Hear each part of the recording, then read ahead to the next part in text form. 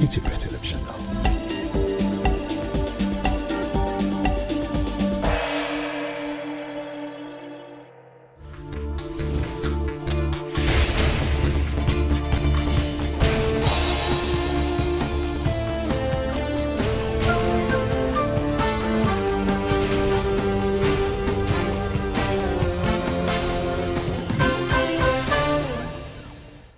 ተነስልን ኢቲቪ 57 በምዕራፍ 3 በአጀንዳ የሚመራውን ዘገባውን አካቶ ተመልሷል። ሁሌም መርጣችሁ ስለምትከታተሉን ከልብ እናመሰግናለን። አርዕስተ ዜናዎቹን እናስቀድማለን።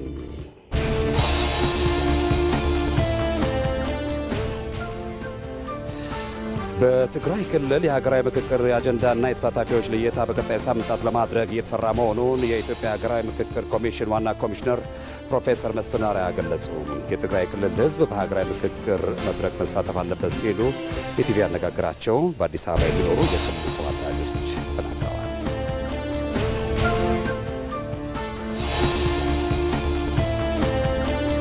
የትህነግ ቡድን ሕዝብን በረሃ በመቅጣት ለፖለቲካ መሳሪያነት የመጠቀም ተግባሩን ዳግም በትግራይ ሕዝብ ላይ እያሳየ እንደሚገኝ የኢትዮጵያ አደጋ ስጋት አመራር ኮሚሽነር አምባሳደር ዶክተር ሽፈራው ተክለማርያም ተናገሩ።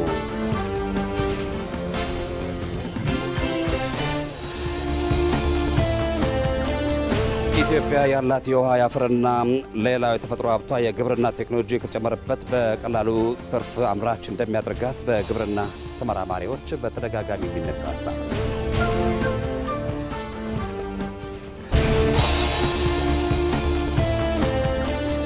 በውጪ በፈረንጆቹ አዲስ ዓመት ጥቃት ለማድረስ ያቀዱ 115 የአይኤስ የሽብር ቡድን አባላት ተጠርጣሪዎችን መያዟን ቱርኪ አስታወቀች።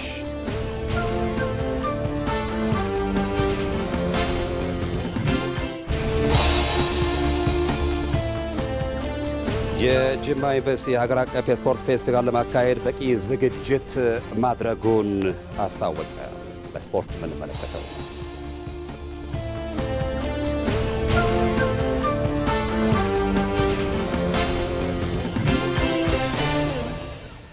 የዛሬው ኢቲቪ 57 አጀንዳችን ሀገራዊ መግባባት ለመፍጠር ኢትዮጵያ እየመከረች ነው። በቀጣይ የሚከናወኑ ተግባራትስ ምንድናቸው? ኢቲቪ 57 ምላሽ ይዟል። በዚህ ጉዳይ ላይ ተጨማሪ ማብራሪያ ሊሰጡን ዶክተር ዮናስ አዳዬ የኢትዮጵያ ሀገራዊ ምክክር ኮሚሽን ኮሚሽነር ስቱዲዮ ተገኝተዋል። እንኳን ደህና መጡ። ወደ ኋላ ላይ ቆይታ የሚኖረን ይሆናል ከዜናዎቹ ጋር። ሰለሞን ጥሩ መልሳ ነኝ። አብራችሁን ቆዩ።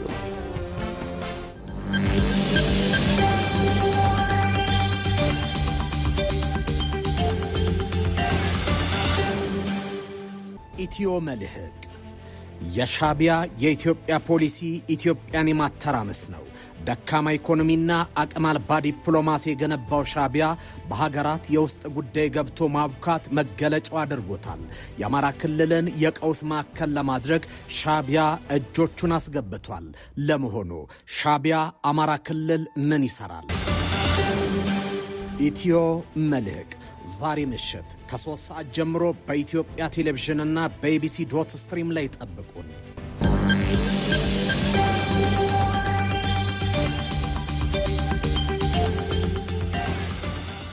ወደ ቀዳሚው ዜናችን ተሻግረናል።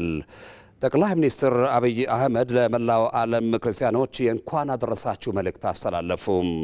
ጠቅላይ ሚኒስትር አብይ አህመድ በማኅበራዊ ትስስር ገጻቸው ለፈረንጆቹ የገና በዓል የእንኳን አደረሳችሁ መልእክት አስተላልፈዋል።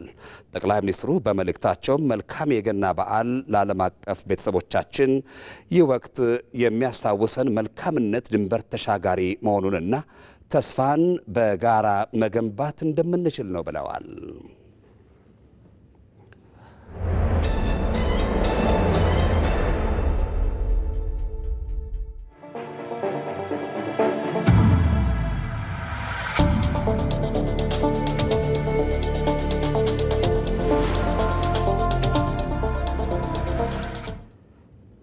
በትግራይ ክልል የሀገራዊ ምክክር የአጀንዳና የተሳታፊዎች ልየታ በቀጣይ ሳምንታት ለማድረግ እየጣረ መሆኑን የኢትዮጵያ ሀገራዊ ምክክር ዋና ኮሚሽነር ፕሮፌሰር መስፍን አርአያ ገለጹ። ይህን ተከትሎም ከሁሉም የሀገሪቱ አካባቢዎች የተወከሉ 4500 ተሳታፊዎች የሚታደሙበት የመጀመሪያው ሀገራዊ ምክክር ጉባኤም በጥር ወር ለማድረግ እየተሰራ መሆኑን ኮሚሽኑ አስታውቋል። የምሽቱ ዋነኛ አጀንዳችን በዚሁ ሀገራዊ ምክክር ላይ ኢትዮጵያ እየመከረች ስለመሆኑ በሰፊው መረጃዎችን ወደ እናንተ የምናደርስን የሚሆነው ቀደም ሲል በሄደው ዜና መሪ አንቀጽ ላይ ባልደረባችን ሞላ አለማየሁ ዝርዝር አዘጋጅቷል። ወደዛ እናልፋለን። ኢትዮጵያ እንደ ሀገር ካሏት በርካታ ጸጋዎች አንዱ ህብረ ብሔራዊ መልኳ ቢሆንም በብሔሮች መካከል ካለው ሰፊ ተዛምዶ ይልቅ ጥቂት ልዩነቶችን በተቃርኖ የፖለቲካ መጠቀሚያ ማድረግ በግጭት አዙሪት እንድትሆን አድርጓታል። ይህም እንደ ሀገር ከፍተኛ ዋጋ ያስከፈለ ሲሆን ችግሮችን ከጠመንጃ አፈሙዝ ይልቅ በውይይት ለመፍታት አዲስ የዲሞክራሲ ባህል ልምምድ በማድረግ ላይ ትገኛለች። ለዚህም ባለፉት 3 ዓመት ከ4 ወር በስራ ላይ የሚገኘው ሀገራዊ ምክክር ኮሚሽን እንደ ሀገር ካሉ ሰፊ የማያግባቡ ጉዳዮች በውይይት ከተቃርኖ ይልቅ ወደ መግባባት ለመድረስ መንገዱን ይዟል። እኛ ጉዳዮች በጣም ሰፊ ናቸው። ምክንያቱም 86 ብሔረሰቦች ያሉን ሀገር፣ ሰፊ ህዝብ 120 እንላለን፣ 130 ሚሊዮን ያሉን ህዝቦች ያሉን፣ ለረጅም ጊዜ ሲንከባለሉ የመጡ እጅግ መሰረታዊ የሆኑ ሊያጋጩን የሚችሉ ነገር ግን ብንቀራረብ ምንፈታቸው ችግሮች ያለብን ህዝቦች ነን። አንዳንድ ጊዜ ችግሮቻችን ወደኋላ ለአመታት ወደኋላ ይሄዳሉ። አንዳንዶቹ ትናንት ይመስላሉ፣ አንዳንዶቹ ዛሬ ይመስላሉ። ስለዚህ እነኚህን ሁሉ በሚገባ እንደ በወንፊት ለይቶ እና በሚገባ ክላስተር አድርጎ ፕራዮሪታይዝ የቅድሚያ ሰጥቶ የመጀመሪያዎቹ ቢያንስ የተወሰኑ አጀንዳዎች ላይ የሀገራዊ ምክክር ጉባኤው ጀምሮ ከዛ በኋላ በሂደት ግን እንዲሄድ ሁኔታዎችን ማመቻቸት ማሳየት መቻል አለብን። በእርግጥ በኢትዮጵያ በተለያዩ ጊዜዎች ምክክሮች ተካሂደዋል። እነዚህ ምክክሮች ዘላቂ መፍትሄ ያላመጡበት ምክንያትና የሌሎች ሀገራት ተሞክሮዎችን በመቀመር ሀገራዊ ምክክሩ ከዚህ በፊት ከተደረጉት ምክክሮች የተሻለ አካሄድን መርጧል። ከአሁን በፊት የተደረጉ ምክክሮች አጀንዳዎች ይቀርባሉ፣ በዛ ላይ ተነጋግሮ መስማማት ነው። እዚህ ግን ተነጋግሮ መስማማት አይደለም፣ ተነጋግሮ መግባባት ነው። ስለዚህ መግባባት ብዙ ነገር ይናገራል። አንዳንድ ጊዜ መግባባት እንኳን በማይደረስባቸው ጉዳዮች ላይ ከና ለመግባባትም ተግባብቶ መለያየት ይቻላል። ሌሎች ደግሞ ሜካኒዝሞች አሉ፣ ወደ ህዝብ የሚመለሱ ለመፍትሄ የሚመለሱ ጉዳዮች ይኖራሉ። አለያም ደግሞ ጊዜ እንዲፈታቸው ደግሞ እየተቀመጡ ቀስ እያሉ ወደፊት የሚሄዱ አጀንዳዎች ይኖራሉ። ምክንያቱም የእኛ አጀንዳዎች አሁን ከህብረተሰባችን ከታች የመጡ ናቸው። እስከ ዛሬ እኛ የለመድነው ከላይ የሚሰጡን ነው። በዚህ ጉዳይ ላይ እንነጋገር። ባለፉት 40 ወራት ጉዞው ሀገራዊ ምክክሩ በ11 ክልሎችና 2 ከተማ አስተዳደሮች እንዲሁም በውጭ ከሚኖሩ ኢትዮጵያውያን ጋር የተሳታፊና የአጀንዳ ልየታዎችን አከናውኗል።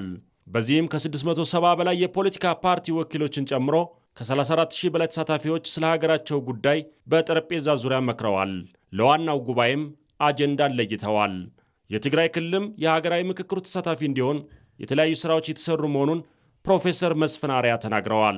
ከፌዴራል ተቋማትና ከውጭ ከሚገኙ ኢትዮጵያውያን በተለምዶ ዲያስፖራ ከሚባሉት ጋር መሆን ትግራይም በጭራሽ ወደኋላ መቅረት የሌለበት ክልል ስለሆነ አብረው በዚህ ሂደት ውስጥ ተሳትፎ እንዲያደርጉ የተቻለንን ስንሰራ ቆይተናል። በመሰረተ ሀሳቡ ላይ መግባባት አለ።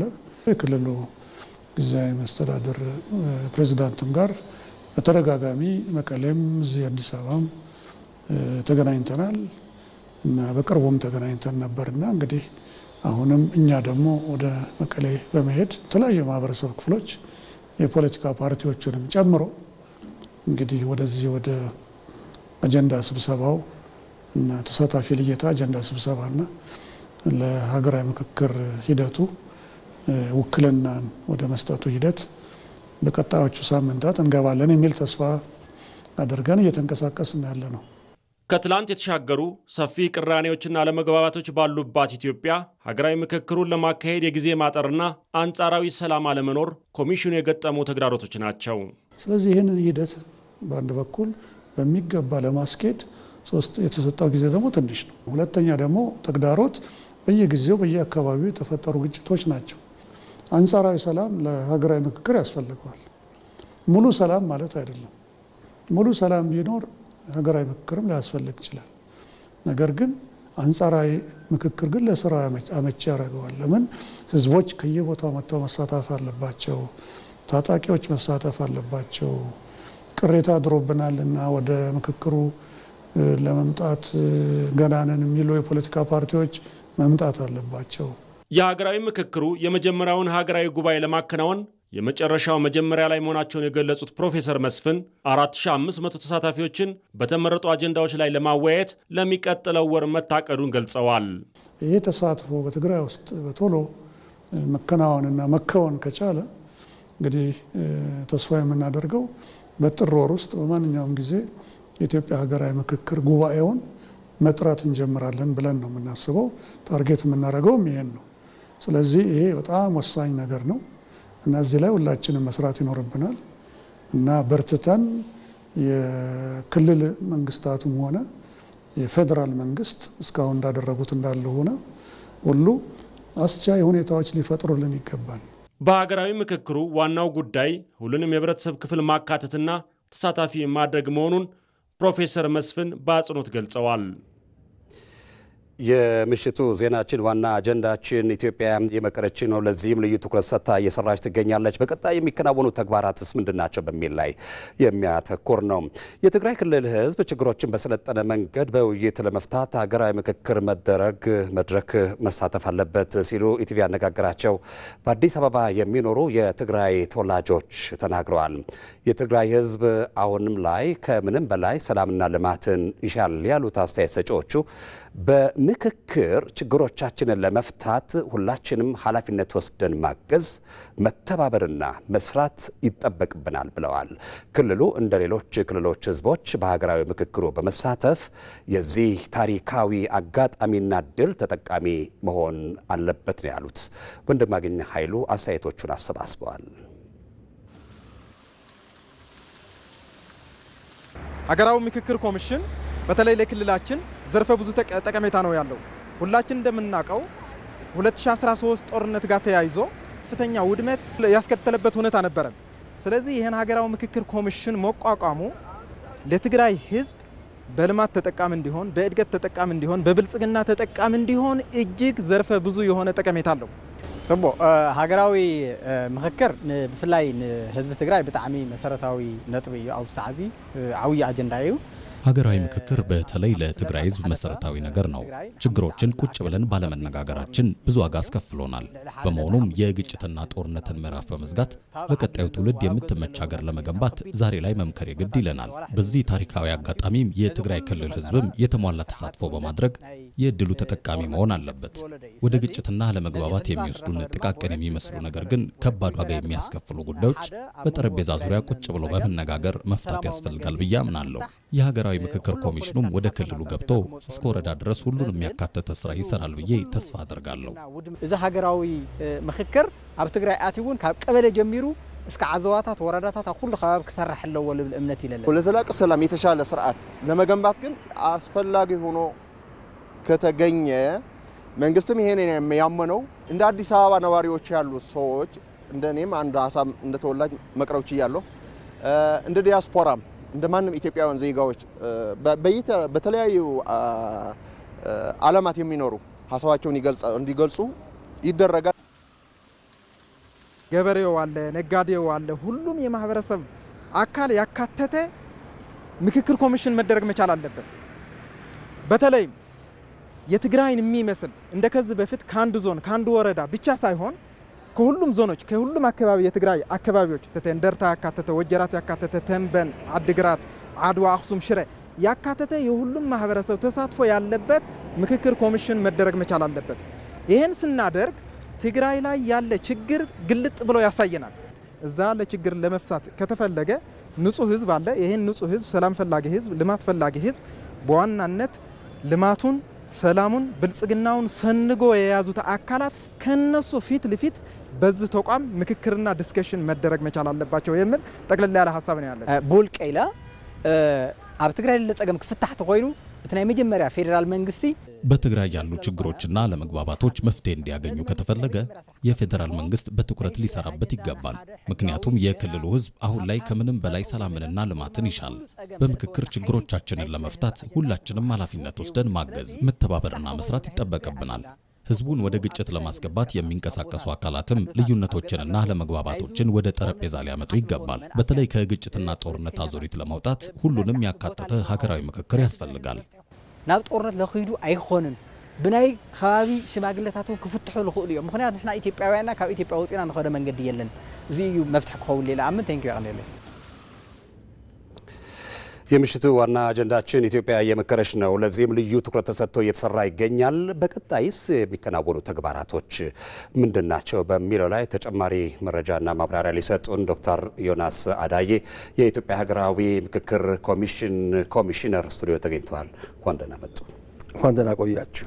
እንግዲህ የኢትዮጵያ ሀገራዊ ምክክር ኮሚሽን ባለፉት ዓመታት በዋናነት ያከናወናቸው ተግባራትና የተገኙ ስኬቶችስ ምንድናቸው? በዚህ ሂደትስ ያጋጠሙ ውጥረቶች ምንድናቸው? ከዚህ እንነሳሲ።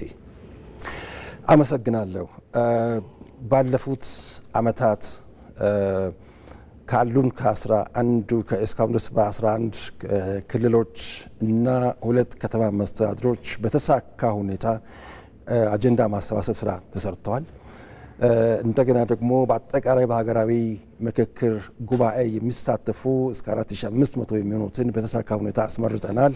ይህ ማስመረጥ ኢትዮጵያ ውስጥ ብቻ ሳይሆን ከኢትዮጵያ ውጭ ያሉ ኢትዮጵያውያንና ትውልደ ኢትዮጵያውያንም ጭምር እነሱም አካባቢ ወዳሉበት ሄደን ከነሱም ጋር በመነጋገር በሚገባ እጅግ በሚያኮራ ሁኔታ እዛው የተሳታፊዎች ምርጫም ተከናውኗል። አጀንዳዎቹም ተሰባስበዋል እና እስካሁን ድረስ በሂደታችን አልፎ አልፎ በ3 ደረጃ የሚከፈሉ ችግሮች አጋጥሞናል። እነዚህም የመጀመሪያው በሀሳብ ደረጃ አይሆንም፣ አይቻልም፣ አይደረግም የሚባሉ አስተሳሰቦች በኋላ ግን እነዚያንም በማሳመን በመተማመን ሊፈቱ ይችላል። ሁለተኛው በቃላት ደረጃ በተለይ በተለያዩ ስህተት መረጃዎች ዲስኢንፎርሜሽን፣ ሚስኢንፎርሜሽን እና ፌክ ኒውስ እነዚህ ህዝብን የሚያታሉ ነገሮች በየቦታው ነበሩ። እነዚያን ደግሞ ቀስ በቀስ ሂደታችን ካዩ በኋላ ተቀርፈዋል፣ በሚገባ በተሳካ ሁኔታ ተከናውኗል። ሶስተኛው በድርጊት በመሬት ላይ አልፎ አልፎ አንዳንድ ቦታ ግጭቶች ነበሩ። በተለይ ወደ አማራ ክልል ስንሄድ አትገቡም አትችሉም ሲባል ነበር። ፈጣሪ ይመስገንና በህዝባችን በመንግስታችን በእናንተ በሚዲያ ሁላችሁም ትብብር በተሳካ ሁኔታ ተከናውኗል። ስለዚህ እነዚህ ሶስቱም በቃላት በሀሳብ በድርጊት ደረጃዎች ያጋጠሙ ችግሮች በጥሩ ሁኔታ ተሳክቶልን እነዚህን በመቅረፍ በአሁኑ ሰዓት ሀገራዊ ምክክር ጉባኤ ለማድረግ እየተንደረደርን እንገኛለን። ሰለሞን፣ መልካም ነው። እንግዲህ በትግራይ ክልል አጀንዳ የማሰባሰብ ተግባር እንዳልተካሄደ ይታወቃል። በቀጣይ ይህን ለማከናወን እንደ ሀገርም አጠቃላይ ሀገር አቀፍ ምክክሩን ለማካሄድስ ምን ምን አስተያይ ሁኔታዎች አሉ? ኮሚሽኑ በዚህ ጉዳይ ላይ ትኩረት ሰጥቶ ምን እየሰራ ነው? ለአድማጭ ተመልካችን በጣም ግልጽ እንዲሆን በትግራይ ክልል ምክክር አልተካሄደም ሳይሆን ቅድመ ምክክር ተካሂደዋል። ለምሳሌ እዚህ ትግራይ ተወላጆች ጋር ከትግራይ ውጭ ካሉት ጋር በሚገባ ተነጋግረናል። ትግራይ እስከ 8 ጊዜ በመሄድ ከአመራሮቹ ጋር ከቲፒኤልኤፍ ከህወሓትም አመራሮች ጭምር ሰፋ ያለ ውይይት አድርገናል። እዛ ካሉ ዩኒቨርሲቲዎች ጋር፣ ከሲቪል ማህበራት ጋር፣ ከሃይማኖት መሪዎች ጋር አንድ በአንድ ቅድመ ምክክር ተካሂዷል። ይህን መሰመር አለበት። ሁለተኛ እንደ ፈጣሪ ፈቃድ ደግሞ አሁንም ከክልሉ በተለይ ጊዜያዊ አስተዳደሩ በጣም ጠንካራ አመራር በየጊዜው እየተገናኘን በጣም ቅርብ ጊዜ እስከ ቢሮችም ድረስ መጥተው ከዛ በስፋት ከነሱም ጋር ተነጋግረናል። ይህን በተመለከተ በተለይ አስቻይ ሁኔታዎች ስለተባሉት ጉዳዮች የመጀመሪያውና ትልቁ አስቻይ ሁኔታ ህዝቡ ነው። ጦርነት ሰልችቶናል፣ እንመካከር፣ ችግሮቻችን በምክክር ይፈቱ የሚለውን ከህዝቡ ድምጽ እየሰማን ነበር፣ ከወጣቶች እየሰማን ነበር። ቅድም እንዳልነው ከዩኒቨርሲቲ ፕሮፌሰሮች፣ ከምሁራን፣ ከተመራማሪዎች ሁሉ እየሰማን ነው። ይሄ ትልቅ አስቻይ ሁኔታ ነው። እሱ ብቻ አይደለም። የፌዴራል መንግስት፣ የክልሉ ጊዜያዊ መንግስት እንደዚሁም ዓለም አቀፍ አጋሮቻችን ቀኝ እጆቻችን ሆኖ በአሁኑ ሰዓት በየጊዜው ወደ ቢሮችም ጭምር በመምጣት በተለይ ደግሞ ተፎካካሪ ፓርቲዎች ሁሉም ለማለት በሚያስችል ሁኔታ በሚገባ ለዚህ ሀገር ፍቱን መድኃኒት ምክክር ነውና ሌላ ጋር የተከናወነው ምክክር ትግራይም እንዲከናወን ከኛ የሚፈለገውን እናደርጋለን ብለው ሁሉም በየቦታው በዝግጁነት ተዘጋጅተው ቆመዋል። በተለይ ደግሞ ሚዲያዎች ትግራይ ውስጥ የሚገኙ ሚዲያዎች እዚሁ እኛ ጋር መጥተው ስልጠና አግኝተው በአሁኑ ሰዓት እኔና አንተ ስንነጋገር የኛ ኮሚሽነሮችም እዛው ይገኛሉ፣ የኛ አንዳንድ ባልደረቦችም እዛው ይገኛሉ። ሚዲያው በስፋት ስራውን እየሰራ ይገኛል። ስለዚህ እነዚህ በሙሉ አስቻይ ሁኔታዎች ናቸው። የመጨረሻም ትልቁ አስቻይ ሁኔታ ሰላምን የሚያደርጉ ብፁዓን ናቸው የፈጣሪ ልጆች ይባላሉና ብሎ ፈጣሪ ስለተናገረ አንዱ አስቻይ ሁኔታ የፈጣሪም እርዳታ አለበትና አስቻይ ሁኔታዎች በጣም ብዙ ናቸው። ኢትዮጵያ እየመከረች ነው። ዶክተር ዮናስ አዳየ የኢትዮጵያ ሀገር አቀፍ ምክክር ኮሚሽን ኮሚሽነር ስቱዲያችን ተገኝተው ለሰጡን መረጃና ጊዜ በአድማጭ ተመልካቾች ስም ከልብ እናመሰግናለን። እኔም አመሰግናለሁ በጣም።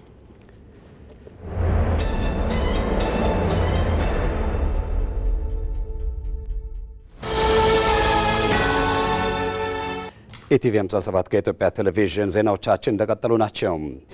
የትህነግ ቡድን ህዝብን በረሃብ በመቅጣት ለፖለቲካ መሳሪያነት የመጠቀም ተግባሩን ዳግም በትግራይ ህዝብ ላይ እያሳየ እንደሚገኝ የኢትዮጵያ አደጋ ስጋት አመራር ኮሚሽነር አምባሳደር ዶክተር ሽፈራው ተክለማርያም ተናገሩ። የትህነግ ቡድን ሰብአዊ ድጋፍ ለፖለቲካ ዓላማ ለመዋል የሚያደርገውን ጥረት ሁሉም ሊገነዘበው እንደሚገባም ጠቅሰዋል። የኢዜአን ዘገባ አዝመራው ሞሴ እንደሚከተለው ያቀርበዋል። የትህነግ ቡድን ህዝብን በረሃብ በመቅጣት ለፖለቲካ መሳሪያነት የመጠቀም ተግባሩን ዳግም በትግራይ ህዝብ ላይ እያሳየ እንደሚገኝ የኢትዮጵያ አደጋ ስጋት አመራር ኮሚሽን አስታወቀም። የትህነግ ቡድን የፌዴራል መንግስት በትግራይ ክልል በመጠለያ ማዕከላትና በልማታዊ ሴፍትኔት መርሃ ግብር የሚያቀርበውን ሰብአዊ ድጋፍ ለተፈለገው ዓላማ እንዳይውል እያደረገ እንደሚገኝም የሰሞኑ የህጻጽ መጠለያ ጣቢያ ማስረጃ መሆኑን የአደጋ ስጋት አመራር ኮሚሽን ኮሚሽነር አምባሳደር ሽፈራው ተክለማርያም ተናግረዋል። የትህነግ ቡድን የዓለም አቀፉን ማህበረሰብ ትኩረት ለመሳብ በትግራይ ክልል በመጠለያ ጣቢያዎች ለሚገኙ ወገኖች የሚቀርብን ሰብአዊ ድጋፍ በመንጠቅ ድራማዊ ፕሮፓጋንዳ እያስተጋባ መሆኑን ኮሚሽነሩ አስረድተዋል። ዓለም አቀፉ ማህበረሰብም የፌዴራል መንግስት በግልጽ መረጃና ማስረጃ የሚልከው ሰብአዊ ድጋፍ የት እንደገባ መጠየቅ እንዳለበትና በቡድኑ የሐሰት ፕሮፓጋንዳ መደናገር እንደሌለበት ኮሚሽነሩ አንስተዋል። ትህነግ የሚታወቅበት ቋሚ ባህሪ ተብሎ የሚወሰደው ሌላኛውን ስኬት ወር ሌላኛውን ዓላማ ለማሳካት በሚፈልግበት ጊዜ የዓለም ማህበረሰብን ትኩረት ይስባል። ምናልባትም ትግራይ ውስጥ ያሉ ዜጎቻችንም ጭምር ጆሮ ይስባል የሚሉ አጀንዳዎችን ማስተጋባት የተለመደ ነው። በተሟላ ግንዛቤ ሁሉም ሰው ሁሉም አካል በውስጥም በውጭም ያለ አካል ይህንን ጉዳይ ተገንዝቦ ትህነግን እረፍ፣ ከዚህ ውጣ፣ ሰብአዊነትን አስቀድም፣ ፖለቲካውን ቀጥለት ይመጣበታል፣ ሂሳቡን በሌላ በኩል ለማስላት እንዳይንቀሳቀስ ሁሉም የድርሻውን ሊወጣ ይገባል። የፌዴራል መንግስትም በትግራይ ክልል አስተማማኝና ቀጣይነት ያለው ሰብአዊ ድጋፍ ተደራሽ እያደረገ እንደሚገኝም ኮሚሽነሩ ሽፈራው ተክለማርያም ተናግረዋል። ባለፉት ከዓመትም ሌሎችም ጊዜያት ድረስ ምንም ነገር ባልተቆራረጠና ባላነሰ መንገድ እየተዳረሰ ነው ያለው። ባለፈው ጥር 2017 ጀምሮ እስካሁን እስካለንበት ታኅሳስ 2018 ድረስ ወደ 2 ሚሊዮን ኩንታል የሚጠጋ እህል ተሰራጭተዋል። የገንዘብም ጭምር ተጨምሮበት ወደ 32 ቢሊዮን ተልኮ ሲያበቃ አንድ፣ ሁለተኛ በሴፍቲኔት ፕሮግራሞች ከ1 ሚሊዮን በላይ ህዝብ ነው ትግራይ ለሚገለገለው፣ ይሄ ባልተገለጠበት ሁኔታ፣ ሶስተኛው በስነ ምግብና በመሳሰሉትም በተለያዩ ተቋማት የሚሰጡ ድጋፎችም እንደ ድጋፍም እውቅና ባልተሰጠባቸው ሁኔታዎች የመግለጫዎቹ እንድምታ ምንድን ነው ተብሎ ከተባለ ሰብአዊነትን ታሳቢ ያደረገ ሳይሆን የፖለቲካ ፍላጎትን መነሻ ያደረገ ነው ተብሎ ነው ሊወሰድ የሚችል። የትህነግ ቡድን በትግራይ ክልል ሰብአዊ ድጋፍ ተደራሽ እንዳይሆን በማስተጓጎል ድጋፉን ከችግረኞች ዜጎች በመንጠቅ ዳግም የህዝብ ጠላትነቱን እያረጋገጠ እንደሚገኝም ኮሚሽነሩ አብራርተዋል። ከህጻጽ ጊዜያዊ መጠለያ ጣቢያም ይሁን ሌሎች መጠለያ ጣቢያዎች ላይ ተመሳሳይ ችግር አለ ብሎ ካለ ስለዚህ የሄደው ሰብአዊ ድጋፍ የት ማለት ነው። ይህ የሰብአዊ ድጋፍ መጠኑ ሳይንሳዊ በሆነ ዓለም አቀፋዊ በሆነ መስፈርት ተረጋግጦ የሚሰራጭ ነው። የሚሄደውን ሰብአዊ ድጋፍ በትክክለኛው እንዲደርስ ከማድረግ ይልቅ የተለያዩ የቀረጥ ስርዓቶች ውስጥ በማስገባት እንዳይቋቋም የማድረግም ህዝቡ እንዲጎዳ ሰርቶ የተጎዳውን ማህበረሰብ ደግሞ መልሶ ለማጮ ጥቅም ላይ የሚያውልበትን ሁኔታ በተሟላ ግንዛቤ መልክ ሊያስይዝ በስርዓትም ሊታገለው የሚገባ ነው ብዬ ነው የማስበው። በሌላ በኩል ኮሚሽኑ የድጋፍ ጥሪ ባላቀረበበት ሁኔታ በማህበራዊ ሚዲያ አማራጮች በቡድንም ሆነ በተናጠል የሚደረግ የድጋፍ ማሰባሰብ ዘመቻ የአሰራር ስርዓትን የጣሰ ህገወጥ አካሄድ መሆኑንም ኮሚሽኑ ገልጿል። በጸደቀው በአደጋ ስጋት ስራ አመራር አዋጃችን ላይ ፍላጎቶችን በማናር ሰብአዊ ድጋፍ ፍላጎቶችን ማለት ነው የሌሉ ፍላጎቶችን በመፍጠር ባልተገባና በተሳሳተ ሁኔታ የሚሄድ ተቋም፣ ግለሰብ፣ አካል ካለ በህግ ይጠየቃል። በተለያዩ መንገዶች በግል ሴክተር ሊሆን ይችላል፣ በማህበራት ሊሆን ይችላል፣ በግለሰቦች ሊሆን ይችላል፣ በቲክቶክ፣ በዩቲዩብ በምን የሚሄደው አካሄድ ተቀባይነት የለውም። ተቀባይነት የለውም ብቻ ሳይሆን ተጠያቂነትን የሚያስከትል ነው። ታላቁ የኢትዮጵያ ህዳሴ ግድብ ዘርፈ ብዙ ለውጦች እንዲመጡ ያስቻለ ሀገራዊ ፕሮጀክት ስለመሆኑ ተገለጸ። ግድቡ በማኒፋክቸሪንግ፣ በቱሪዝም፣ ቀጠናዊ ትስስርን በማጎልበትና ህብረ ብሔራዊነትን በማሳደግ ከፍተኛ ሚና ስለመወጣቱም ተጠቁሟል። በኢትዮጵያ ፕሬስ ድርጅት አዘጋጅነት የሚካሄደው ስለ ኢትዮጵያ የውይይት መድረክ በጉባ ተካሂዷል። ሪፖርተራችን አሸናፊ እንዳለ ዝርዝሩን አዘጋጅቶታል። የኢትዮጵያውያን የመቻል ምልክት በጋራ ርብርብ እውን የሆነ የህብረ ብሔራዊነት ማህተም ነው ታላቁ የኢትዮጵያ ህዳሴ ግድብ። ይህ የመጪው ዘመን ብሩህነት አመላካች የሆነው ታላቁ የኢትዮጵያ ህዳሴ ግድብ ለኢትዮጵያ ማንሰራራት ምን አይነት አበርክቶን ይዞ መጣ? የኢትዮጵያ ፕሬስ ድርጅት ስለ ኢትዮጵያ በተሰኘው የውይይት መድረኩ ከጉባ አናት ላይ የመከረበት ርዕሰ ጉዳይ ነው። በውይይቱ ላይ መነሻዎች ያቀረቡት የመንግስት የሥራ ኃላፊዎች ለሀገር እድገት ኃይል መሰረት መሆኑን አንስተው ግድቡ የኢንዱስትሪ ዘርፉ እንዲያድግ እያገዘ ስለመሆኑ ተናግረዋል። በኢነርጂም ስናይ ከዚህ በፊት የነበሩት የምንሸጠው ኢነርጂ በጣም 17000 ጊጋዋት ሰዓት የነበረ ነው። አሁን ህዳሴን ስንጨምር ነው ወደ 34 ጊጋዋት ሰዓት ማድረስ የቻል ነው። ስለዚህ በኢነርጂም በአቅምም የኢትዮጵያን የማመንጨት አቅም በግዙፍ ያሳደገልን የታላቁ ህዳሴ ግድብ መሆኑን ነው የሚያሳየው። ይሄ ምንድነው ያመጣው ጥቅም ብለን በደንብ ብናይ አንደኛ የኢንዱስትሪዎችን በደንብ ማስፋፋት እንድንችል አድርጎልናል። ሪሰንትሊ ትልቅ ኢንዱስትሪዎች ወደ ሀገራችን መምጣት ጀምረዋል። ባለፉት አንድ አመት በሐዋሳ ኢንዱስትሪ ፓርክ ታውቃላችሁ፣ የቴክስታይል ሀብ ነው የነበረው። አሁን የሶላር ሴል የሚያመርቱ በጣም በሮቦቲክስ በኤአይ የተደገፉ ትልልቅ ኢንቨስትመንቶች መጥተዋል ሀገራችን። 3 የሚሆኑ ትልልቅ ግዙፍ ኢንቨስትመንቶች አሉ በአንድ አመት ውስጥ። አንዱ ድርጅት 40 ሜጋዋት ይጠቀማል። 3ቱ በጥቅሉ 120 እንደዚህ ሜጋዋት ይጠቀማሉ። እንደዚህ አይነት ኢንዱስትሪዎች 100 ሀገራችን ቢኖሩ እንግዲህ ማሰብ ነው። ይህ የኢትዮጵያውያን ብቻ ሳይሆን የአፍሪካውያን ኩራት የሆነው ግዙፍ ፕሮጀክት በአንድ በኩል በቱሪዝም በሌላ በኩል ደግሞ ቀጠናዊ ትስስርን በማጠናከር አይነተኛ ሚናንም ይጫወታል። የህዳሴው ግድብ የኛ ዘመን ቅርስ ነው ተብሎ ሊወሰድ ይችላል። በለውጡ መንግስት እየተሰሩ ያሉት አንዱ ያለፉትን ዘመን ቅርሶች መጠበቅ ነው። መጠበቅ፣ ማልማት እንዲሁም የሪኖቬሽን ወይም የጥገና ስራዎችን ማከናወን በሰፊው ተሰርቷል፣ ሁላችንም እናውቃለን።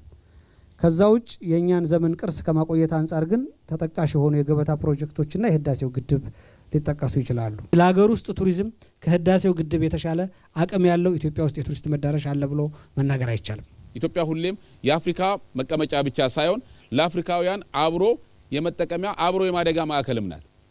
ሁለተኛው ቀጠናዊ ትስስር ብለን የምንወስደው የታችኛው ተፋሰስ ሀገራትን ጥቅም በእኩል ተጠቃሚነት የሚያረጋግጥ ሆኖ መገንባቱ ነው። ሚስኮንሴፕሽን የተሳሳተ ግንዛቤ ሊኖር ይችላል። እኛ ጋር ግን የጠራ ግንዛቤ አለ፣ የጠራ እይታ አለ። ኢትዮጵያ ሰው ተኮር ነን።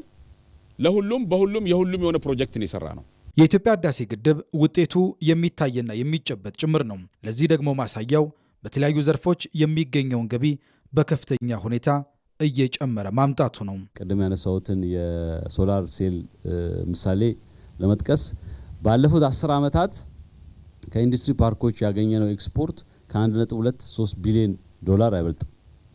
ባለፉት 10 ዓመታት እነዚህ 3 ድርጅቶች 1 ቢሊዮን ዶላር ኔክስት ይር ኤክስፖርት ያደርጋሉ። ከዚህ በፊት በአመት የምናገኘው የውጭ ሬቨኑ በዶላር 60-70 ሚሊዮን ዶላር አካባቢ ነበር ኤክስፖርት እያደረግን። አሁን ላይ ያንን በብዙ እጥፍ ነው እያሳደግን ያለ ነው። ዘንድሮ ኤክስፔክት የምናደርገው እስከ 450 እስከ 500 ሚሊዮን ዶላር ወይም ደግሞ ግማሽ ቢሊዮን ዶላር ከኃይል ሽያጭ ገቢ እንደምናገኝ ነው ኤክስፔክት የምናደርገው። እንደ ህዳሴ ግድብ ያሉ ግዙፍ ፕሮጀክቶችን በራስ አቅም መገንባት በእርግጥም የኢትዮጵያ ማንሰራራትን እውን ከሚያደርጉ ቁልፍ ተግባራት አንዱ ስለመሆኑም በውይይቱ ተነስቷል። በተያያዘ በዚህ ጉዳይ ላይ የተካፈሉት የቤኒሻንጉል ጉሙዝ ክልል ርዕሰ መስተዳድር አሻርሊ ሀሰን ታላቁ የኢትዮጵያ ህዳሴ ግድብ ኢትዮጵያውያን የገጠሟቸውን ችግሮች ተጋፍጠውና እውን ያደረጉት ግዙፍ ፕሮጀክት መሆኑን ጠቁሞ ትልልቅ ፕሮጀክቶችን መፈጸም እንደምንችል ማሳያ ነው ብለዋል።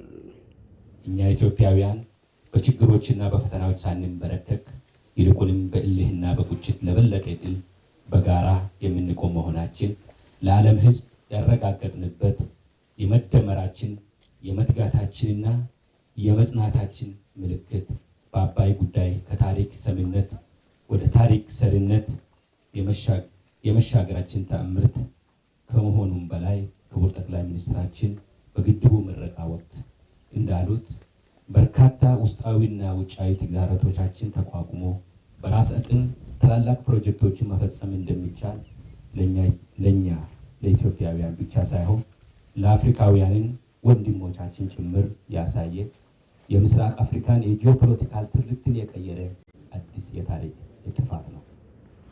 የጠቅላይ ሚኒስትሩ የምስራቅ አፍሪካ ጉዳዮች አማካሪ ሚኒስትር ጌታቸው ረዳ በበኩላቸው ግድቡ ቀጠናዊ ትስስርን ለመፍጠር ያለውን አበርክቶ ጠቁመው ኃይል አንድም ወንድማማችነትን አንድም ጉልበት የሚገነባበት መሳሪያ ነው ብለዋል። ኤነርጂ የምንለው ተጨማሪ ፓወር ነው የሚፈጥርልን፣ የመደራደር አቅም ይጨምራል። ውስጥ የተባሉት ነገሮች አይ ቲንክ ግምት ውስጥ ማስገባት ያለብን ነገሮች ናቸው። ግድቡ ሲጀመር የነበረብን ፈተናና ግድቡን ስንጨርስ ያለብን ፈተና የተለያዩ ናቸው በአይነት። የነፍሱ መብዛት ግድቡ ሲጠናቀቅ የጭቅጭቁ መጠን ወይ መጠኑ ብቻ ሳይሆን አይነቱን ይቀይራል። ተጨማሪ ጉልበት ተጨማሪ መደራደር አቅም እየጨመረልን የመጣ መሆኑ መታወቅ መቻል አለበት። ከምንም ነገር በላይ ግን አገር ሊደርስበት የሚገባው የእድገት ደረጃ በዚህ ሴክተር ላይ ሙሉ ጊዜ ማባከንን የግድ የሚል ይሄ ላግዠሪ ሳይሆን ፈለግንም አልፈለግንም ማድረግ የሚገባ መሆኑን ማወቅ ጥሩ ነው ለማለት ነው። ኢትዮጵያ ያላት የውሃ የአፈርና ሌላው የተፈጥሮ ሀብቷም የግብርና ቴክኖሎጂ ከተጨመረበት በቀላሉ ትርፍ አምራች እንደሚያደርጋት በግብርና ተመራማሪዎች ይነገራል። በዚህ ረገድ ምርታን የሚያመጡ ዝርያዎችን ለማውጣት ምርምር እየተደረገ መሆኑን የኢትዮጵያ ግብርና ምርምር ኢንስቲትዩት ገልጿል። ባየ ሙላት ዝርዝር። ኢትዮጵያ ሕዝቦቿ የሺህ ዓመታት የግብርና ልምድ ያላቸው መሆኑና ተፈጥሮ የሰጣት ስነ ምህዳር ለግብርና ልማት የተሰጠች ሀገር እንድትባል አድርጓታል ይላሉ የግብርና ተመራማሪዎች። የግብርናን አብዮት ቀድመው ከጀመሩ ሀገራት የምትጠቀስ ሲሆን ጥልቅ የሆነ የሰብልና የእንስሳት ዝርያ ባለቤትም ነች። ጥቅል የግብርና አቅሟ በቀላሉ ትርፍ አምራች የሚያደርጋት መሆኑን የኢትዮጵያ ግብርና ምርምር ኢንስቲትዩት ዋና ዳይሬክተር ፕሮፌሰር ንጉሴ ደቻሳ ይገልጻሉ። የተለያዩ ለምሳሌ ኑግ፣ ሰሊጥ የመሳሰሉት ብዙ ሰብሎች ከኢትዮጵያ ነው የተገኙት። ቫቪሎም የሚባል የጥንት የራሻ ሳይንቲስት አግኝቶ ኢትዮጵያ አንዷ የሰብል ዘር መገኛ ምንጭ ነች ብሎ ጽፏል። እና ይሄ ሁሉ ሀብት ነው። የውሃ ሀብታችን በጣም ትልቅ ነው። አርሶ አደሮች ከአመት አመት ማምረት ይችላሉ። ይሄ እንግዲህ ምንድነው የተወሰነ ኢንቨስትመንት ይፈልጋል፣ የተወሰነ ትምህርት ይፈልጋል። የግብርና ሀገር ሆኖ መራብ፣ የውሃ ሀገር ሆኖ መጠማት ያለፉት ዓመታት የኢትዮጵያ መገለጫ ሆኖ በምግብ ራስን ለመቻል እየታገለች ትገኛለች። ባለፉት ዓመታት ግብርናው መጠነኛ የምርት እድገት ቢያሳይም እድሜ ቆጠር ማረሻችንን በትራክተር መቀየርና ዝርያዎች ማሻሻል ላይ ከቴክኖሎጂ አብዮት ወደ ኋላ የቀረ ተብሎ የሚገለጽ ነው። የመደመር መንግስት ፍልስፍና ለማፈር አቅፎ ይዞ መራብ ይበቃል፣ ግብርናው ከራሱ ተሻግሮ ለኢንዱስትሪው ኃይል መሆን አለበት ይላል። ግብርናን እንደ አንድ መነሻ ሴክተር የወሰድነው አቅሙን ገና አሟጠን አልተጠቀምንበትም። በርትተን ብንሰራ ተረጂነት፣ ታሪክ፣ አምራችነት የኛ የነገ መገለጫ መሆን ይችላል። ለገበያ የምናውለውን ያክል እናምርት። ያ እንድናደርግ ምርጥ ዘር እንጠቀም፣ ማዳበሪያ እንጠቀም፣ ኤክስቴንሽን ሙያተኛ እንጠቀም፣ ኩታ ገጠም እናድርግ፣ ማሽን እንጠቀም። ኢትዮጵያ የግብርና ቴክኖሎጂ ላይ ብርቱ ስራ እንደሚጠብቃት የተገለጸ ሲሆን ከግብርናው እመርታዊ ውጤት ስትሻ እንዲሁ እጇን አጣጥፋ አልተቀመጠችም። በግብርናው ለመፍጠንና ለመዝለል ባለፉት ዓመታት ሪፎርሞች ጦም ያድሩ የነበሩ መሬቶችን በማረስ የመስኖ መሰረተ ልማት ማስፋፋት፣ አርሶ አደሩ ትራክተርና ኮምባይነር የመሳሰሉ የግብርና ማሽነሪዎችን ከቀረጥ ነፃ እንዲገዛ መደረጉ በጉልህ የሚነሳ ነው። በዝርያ ቴክኖሎጂም ጨዋታ ቀያሪ የሆኑ ቴክኖሎጂዎች በምርምር ላይ መሆናቸውን ፕሮፌሰር ንጉሴ ደቻሳ ጤፍን እንዳብነት ይጠቅሳሉ። የተለመደው ቴክኖሎጂ ሳይሆን ጌም ቼንጂንግ ወይም ደግሞ ጨዋታ ቀያሪ መሆን አለበት። ጤፍ ማዳበሪያ በምታደርግበት ጊዜ በጣም ተመችቶት ያድጋል። ከዛ በኋላ ትንሽ ሲቆይ ሲያፈራ ይወድቃል። ሲወድቅ ይበሰብሳል። ምክንያቱም ግንዷ በጣም ቀጭን ነች። ስለዚህ እንዴት ነው ቀጥ አድርገን የምናቆም ብለው ብዙ ምርምር ተሞከረ። ይሄ ምርምር ሞከርን፣ እዚህ አልተቻለም። ግን ከአሜሪካኖች ጋር ተባብረን እነሱ ላቦራቶሪ ሲስተማቸው በጣም ዘመናዊ ስለሆነ ከነሱ ጋር ተባበርንና ጂን ኤዲቲንግ የሚባል አለ። የዛ ጤፍ ግንድ እንዲጠነክር አጠር ብሎ እንዳይወድቅ ግን ምርቱ ከፍተኛ እንዲሆን ማድረግ ይቻላል። ይሄንን አሁን ዝርያውን አግኝተን እየሞከርነው ነው። እውነት እንደተባለው ብዙ ማዳበሪያ ብዙ ናይትሮጅን ሰተነው ሳይወድቅ ይቀራል፣ ግንዱ ውስጥ ጠንካራ ነው ብለን እየሞከር ነው። ዘንድሮ የመጀመሪያ ሙከራ ሰርተናል። በሚቀጥለው እንሰራለን። ግን ይሄንን ቴክኖሎጂ በሀገራችን ውስጥ መስራት አለብን። ሌሎች ላይ መመርኮዝ የለብንም። ይሄን ደግሞ እንዳንመረኮዝ አገራችን ውስጥም ላቦራቶሪ ላይ ኢንቨስት ማድረግ አለብን። በአርሶና አርብቶ አደሩ ትርፍ አምራችነት ከተለመደና ግብርና ኢንዱስትሪውን ከደገፈ የዜጎች ኑሮ መሻሻልና ብልጽግና ሩቅ እንደማይሆንም ያነሳሉ። አሁን አርሶ አደር ብዙ ምርት ካገኘ ምርቱ ወደ ገበያ ይመጣል። ወደ ገበያ ከመጣ በኋላ ደግሞ አግሮ ኢንዱስትሪ ይስፋፋል። የምርቱን ለአግሮ ኢንዱስትሪ እንደ ጥሬ ዕቃ ያቀርባል። ከዛ ገንዘብ ያገኛል። ከዛ እየተለወጠ አገሪቱ ዘመናዊ ትሆናለች ማለት ነው። እንደ ደቡብ ኮሪያ ያሉ ሀገራት በግብርና ላይ የፈጠሩት አብዮት በአጭር ዓመታት ጠንካራ የኢኮኖሚ ባለቤት እንዲሆኑ አድርጓቸዋል። አዲስ ቀን በኢትዮጵያ ቴሌቪዥን ብቻ። ኢቲቪ 57 ከኢትዮጵያ ቴሌቪዥን እንደቀጠለ ነው። የውጭ ዜና በፈረንጆቹ አዲስ ዓመት ጥቃት ለማድረስ ያቀዱ 115 የአይኤስ የሽብር ቡድን አባላት ተጠርጣሪዎችን መያዟን ቱርኪ አስታወቀች። የሽብር ቡድኑ አባላት በኢስታንቡል 24 አካባቢዎች በተደረገ ጥብቅ ፍተሻ በቁጥጥር ስር መዋላቸውን የሀገሪቱ መንግስት አስታውቋል።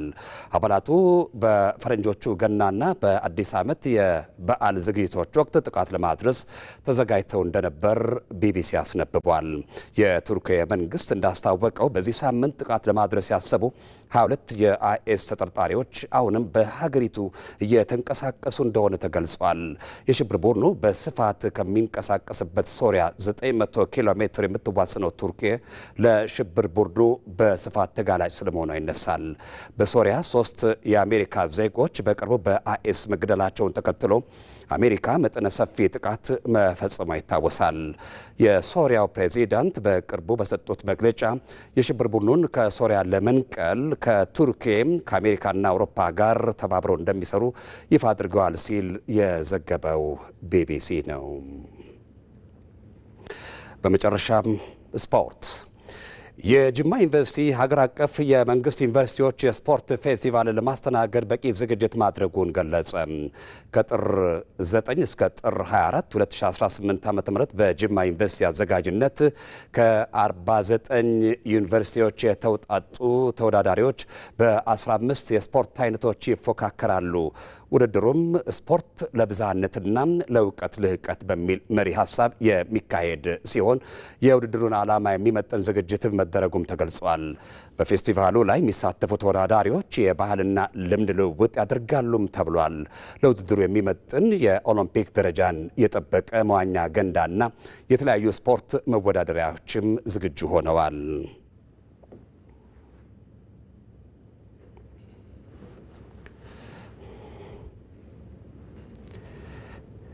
ኢቲቪ 57 ከኢትዮጵያ ቴሌቪዥን በ3 ምዕራፎች የተከፋፈለው የዜና መርሃ ግብራችን ይህን ይመስል ነበር። ከኛ ጋር ስለቆያችሁ ከልብ እናመሰግናለን። ሰለሞን መልሳን ከስቱዲዮ የቴክኒክ ቡድን አባላት ጋር በመሆን ዜናዎቹ መራው። የኔን ስንብት ተከትሎ ከምሽቱ 3 ሰዓት ላይ የሻዕቢያ ሴራ ኢትዮጵያን ለማተራመስ የሚያደርገውን መንፏቀቅ የሚያጋልጥ ልዩ ፕሮግራም በኢትዮ መልሕቅ በኢትዮጵያ ቴሌቪዥን እና በዲጂታል አማራጮቹ ብቻ ተከታተሉ። ያላችሁበት መልካም ጊዜ